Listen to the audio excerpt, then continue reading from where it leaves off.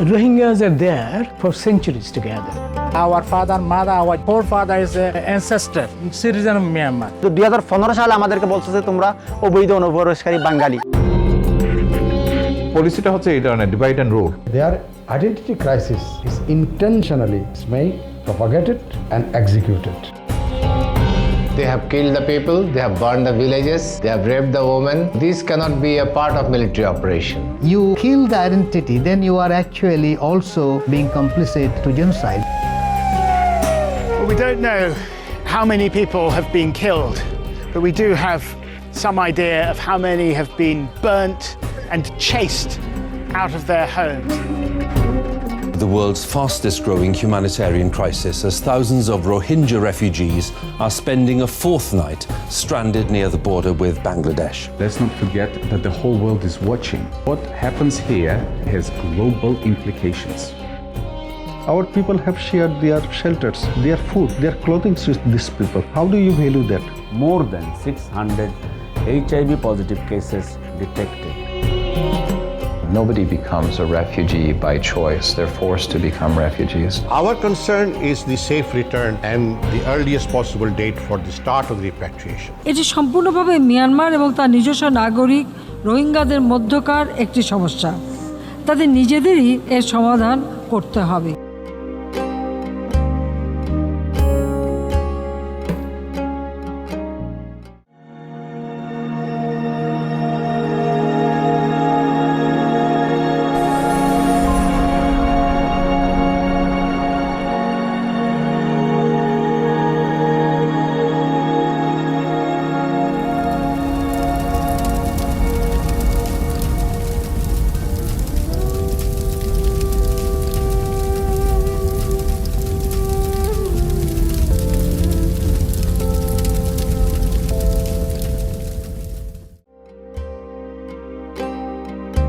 Yanulla ar mar memar arndikat. Mema boltese ki Hindi hai Hindu.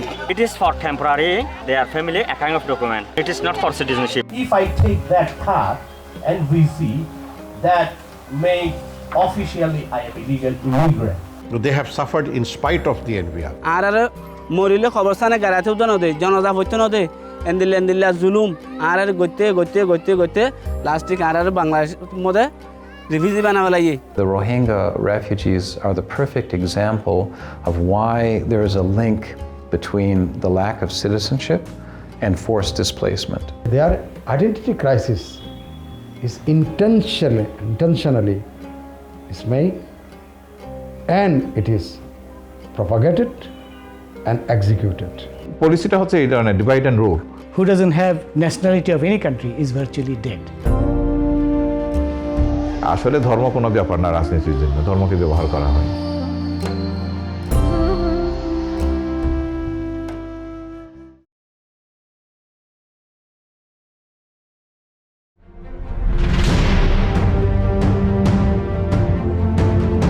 The Burmese military, or Tatmadaw as it is pronounced in Burmese language, was born out of the hive of the Second World War.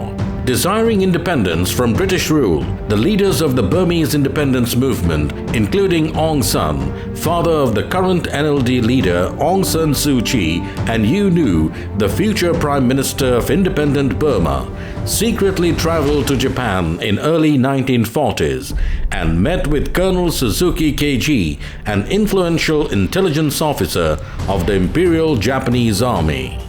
Their collaboration eventually led to the creation of the Burmese Independence Army, or BIA, on 28 December 1941, the forebearer of Tatmadaw, and fought alongside the Imperial Japanese Army against the British forces. Japan's refusal to recognize independent Burma in 1943 led to revolts by BIA officers, and in mid-1944 it switched its allegiance and allied itself with British forces against their former Japanese masters.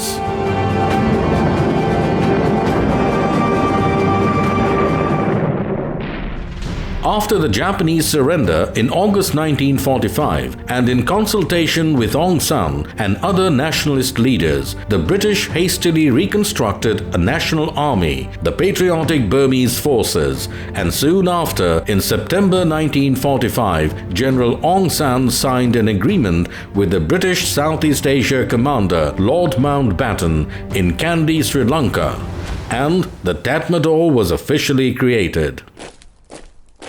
At its onset, Tatmadaw was an uncomfortable amalgamation of two wings, one made up of nationalist Burman forces of the Burma Independence Army and the other of non-Burman minority units from the old colonial British Burma Army, who had remained loyal to the British throughout the war. These two wings were not only antagonistic, they had very different military traditions and very different futures in mind for the country, which proved almost fatal to the integrity of the army and independent Burma. Immediately prior to its independence in January 1948, General Aung San, the de facto leader of colonial British Burma, called for a meeting with all the ethnic leadership to negotiate the future status of an independent Burmese state. The meeting, known as the Panglong Conference, was held in February 1947 at Panglong town in southern Shan state, and the agreement was signed on February 12, 1947, followed by drafting of the first constitution in the same year. The 1947 constitution was riddled with anomalies on ethnic rights. The Shan, Kachin and Karenni were awarded the voluntary right of secession after a 10-year period, while the Karen, Mon and Arakanis ended up having no state of their own. However, the constitution had the basis to move forward as an independent state. But the assassination of Aung San, along with the de facto Burman cabinet in July 1947, only 6 months before independence, by armed paramilitary, changed the entire course of their history. The issues of political representation of ethnic minorities were unresolved when Myanmar officially gained independence in 1948. Immediately after independence, distrust among the ethnic minority groups grew as, in their view, the Burman-dominated government failed to allocate political and economic benefits equitably. The communists and ethnic minorities in the country were dissatisfied with the newly formed government, believing that they were being unfairly excluded from governing the country. 3 months after independence, the communists began an armed insurgency against the government. Immediately after independence, the newly formed Tatmadaw had to face a series of desertions and mutiny within its ranks and files during the civil war, which was particularly high amongst the soldiers of ethnic minority origin, who, besides their ethnic allegiance, were also increasingly frustrated by a Burman-dominated approach of their leadership. From the very birth of the country itself, the insurgency was there. Like Shan, they have their own Shan army, then Karen army, then Mon army, then Kai army, Arakan army. So these all are having their own identity and own army with their own nationalities.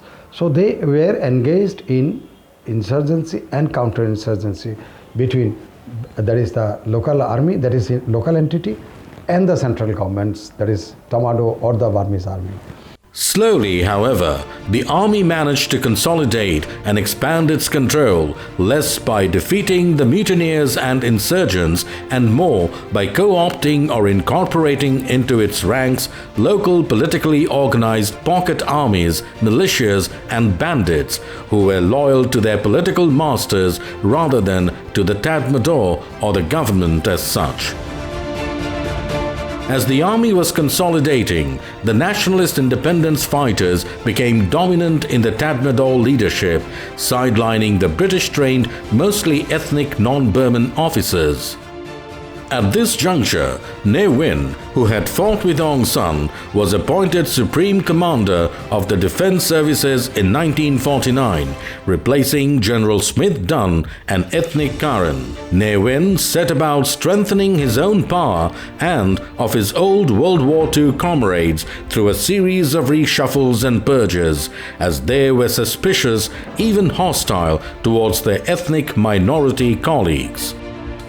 Throughout the 1950s, civilian politics became increasingly fractious, with the party of Prime Minister U Nu, the country's first post-independence elected factionalized leader, and the military caretaker government was formed in 1958, headed by General Ne Win, in what was essentially a coup d'etat. The military had come to regard civilian politicians as corrupt, self-serving, and incompetent, incapable of pursuing the national interest. Very strong belief is going on to the common people in Burma. That is when General Ne Win, who was behind the assassination of General Aung San, he was searching for his opportunity. At one stage, the current group, current army, those who were in the Burmese army, they revolted and they captured Yangon. When they captured Yangon, Prime Minister U Nu became helpless. So U Nu asked, actually he was rather compelled by General Ne Win, you hand over. So you are to request me to take over so that I cannot be blamed. So U Nu wrote a letter, formal letter to General Ne Win. This is the situation is going beyond my control. So you please come forward and rescue the nation. So as he was the chief of army, he came forward and he take over the whole regime, that administration in the year 1962. But virtually from 1948, he was the man behind the scene who was ruling the Burmese administration. The caretaker government assigned military officers to senior positions in the civil service and further expanded military institutions. It arrested many of U Nu's supporters and other critics and curtailed press freedom. After 18 months in power, the caretaker government arranged multi-party elections in 1960, with U Nu re-elected as the Prime Minister. But civilian rule was not to last long, however, as many in the military were unhappy that U Nu had returned to power. In March 1962, the Tatmadaw staged another coup and arrested the main government leaders, including U Nu. A revolutionary council was established to run the country under the leadership of Ne Win. The constitution was abrogated and all opposition activists put behind bars. Any attempt to organize was severely repressed and all legislative, executive and judicial powers placed in Ne Win's hands. The army essentially took over all state functions, controlling all aspects of political, economic and social life in the country. The ethnic Burman-dominated military, empowered by their muscles and money due to their lasting involvement in state affairs, always looked down to other ethnic groups as second-class citizens. In 1962, they introduced Burmese way of socialism, meaning one language for all, that is Burman language, one religion, that is Buddhism, and one race as national identity is Burman. In 1963, the Burmese military introduced the so-called four-cut strategy intended to suppress support from ethnic communities for ethnic opposition armies by cutting off the four main links between them: food, funds, intelligence and recruits.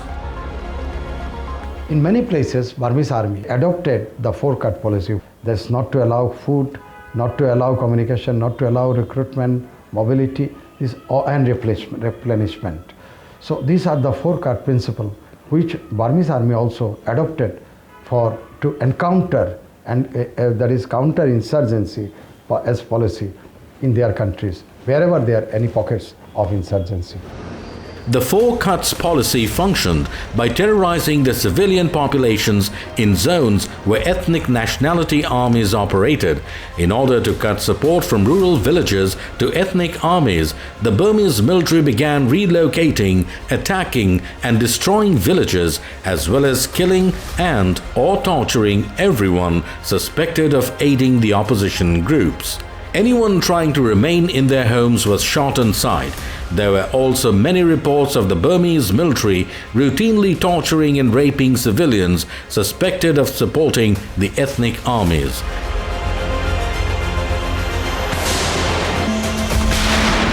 Their internal conflict has resulted in a large number of civilian deaths and created millions of refugees around the globe. Systematic abuses including killings, beatings, torture, forced labor, forced relocation and rape, all committed in a culture of impunity. The four cuts policy led to thousands of civilian deaths and the destruction of food, crops and numerous villages. Thousands of communities were destroyed by four cuts operations. Since the late 1990s, the Burmese army battalions in the field were required to be more or less self-sufficient, and local military units were required to follow a policy known as living off the land in order to sustain themselves. This policy is a corollary of the four cuts policy and a crucial factor in understanding Burmese military tactics. Widespread forced relocations of communities in Burma have thus not only been the consequence of the four cuts policy but also of the living off the land policy. By forcibly relocating villages into military-controlled population centers, the army units have had a ready pool of exploitable labor, land to grow crops, people to tax, and other supplies that are required to sustain the army. This policy has exacerbated the conflict and led to widespread displacement across much of rural ethnic areas of Burma. In an attempt to avoid such relocations, thousands of civilians have chosen to either live internally displaced, hiding in the jungle, or flee to refugee camps in neighboring countries. The scheme infuriated all the ethnic minorities, notably Christian Karen, Shan, Kachin and Chin people, and also the Buddhist Rakhines. Almost every ethnic group formed their own ethnic armies to safeguard their own ethnic identity. Each of these mentioned states include 118 of Myanmar's 330 townships containing more than 12.3 million people, or close to 1/4 of Myanmar's population. Since 2015, at least 1,200 clashes between the government and ethnic armed organizations were recorded across 80 townships.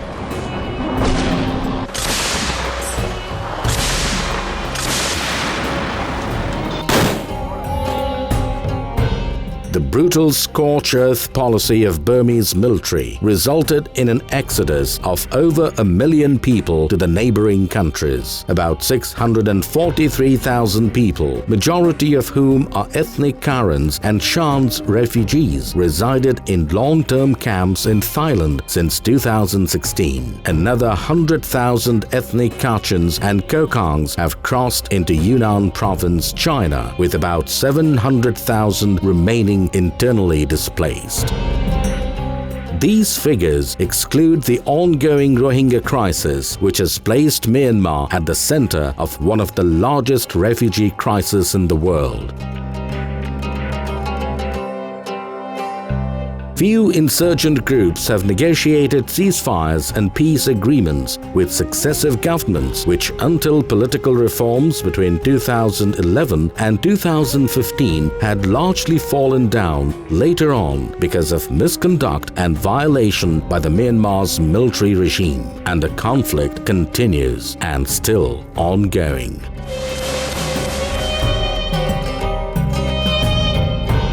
The resurgence of Buddhist extremism throughout Myanmar in recent years has also contributed in an upsurge of interfaith rivalry in Greater Rakhine State, that collectively resulted in massive humanitarian crisis and mass migration. They were effectively and legally disenfranchised. A whole community was disenfranchised. Military in Myanmar played this card very cleverly under the cover of a civilian government. And if you look at the constitution under which this election was held and then this government is in office, in addition to the elected representatives, 25% of that will be representative from the army who will be unelected but nominated by the military. Number one. Number two, 3 key ministries, Home, Security and Border Affairs, would be run by military generals, serving military generals. 3, one of the 3 vice presidents will have to come from the military. So any decision has to be agreed by all 3 vice presidents. So if the military general says, no, I don't agree with this decision, that decision will not be taken. So it was total control of the military. My question to Madam Aung San Suu Kyi, who won a Nobel Peace Prize, who has been imprisoned in house arrest for 15, 16 years, maybe even longer. She has suffered persecution in the hands of the military. How could she morally and how could the conscience allow her to accept this constitution? While ethnic Rakhine communities have long fostered political grievances against Myanmar's central government, Amnesty International's new report uncovers evidence of abuses committed by military troops implicated in past atrocity crimes, including specific divisions and battalions under the Western Command. Amnesty International has further confirmed that newly deployed units from the 22nd and 55th Light Infantry Divisions (LIDs) are responsible for many of these fresh violations. Military operation directed against the persecution of the people. So they have killed the people, they have burned the villages, they have raped the women. So this cannot be a part of military operation. Because I, being an ex-military general, I understand that if there is any security problem, the military operation, they do have certain rules of engagement. So they have not followed any rules of engagement so far. So automatically they tried to persecute people so that people flee to Bangladesh. During the last 2 years, preceding 2 years, many journalists from all over the world, many right activists from all over the world have been watching the situation. They have taken photographs, they have interviewed the victims, and they have also investigated into the matter individually, discreetly, and quite successfully. So they have enormous volume of evidence to prosecute the authorities in Burma, their army chief, and also the army chief himself more than once declared what actually amounts to admission that crimes against humanity, crimes of genocide have taken place in Myanmar. Since the 1962 coup, the military has been the most powerful political actor in Myanmar, ruling it directly from 1962 to 2011 and indirectly from 2011 onward.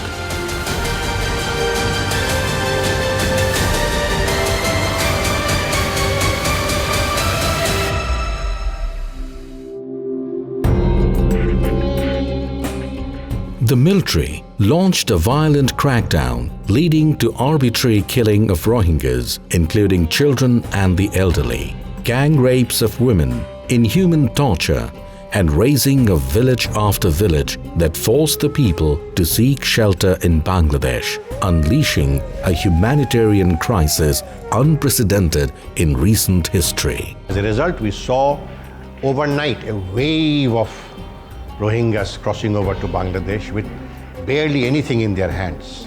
This exodus, it is unbelievable, unseen in the world history. 1970 হাত মারে গোয়া 1991 মাদে এ গিয়া আইরে নাসাকা আইবাদে হিয়া গলরাইয়ে 2004 তো গলরাইয়ে 2016 তো গলরাইয়ে 2017 মাদে last আনারে আছে